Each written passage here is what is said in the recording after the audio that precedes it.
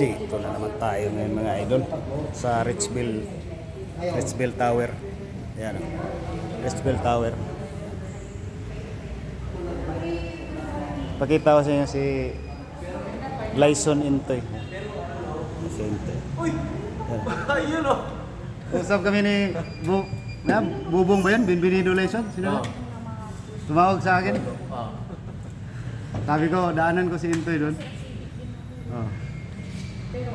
Ayan. Ayan. Shout out sa taga-Punta. Shout out pala dyan sa mga taga-kababayan namin dyan sa Punta, sa Taglukan, Ayan. sa Karating Barrio, Muabog, Lipa, lahat ng mga taga-Cebuano dyan, Morgon. Shout out lang. Nasyalan ko. Kasi nag-usap kami ni Sino yan si Bubong? Isa yun na sa amin, si Lulong nandun sa Cebu. Si Lulong pala yun. Oo. Oo.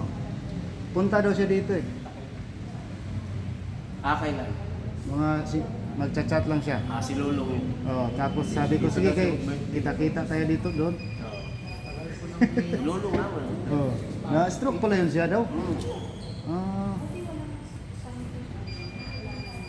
Di ka dyan? Di ka biya, saglit. Tingnan natin doon. Tingnan natin doon saglit. Nagpalit ako ng bago. Ayan o. Shout out mga idol. Tingnan lang kami doon saglit. Yung Richville Tower.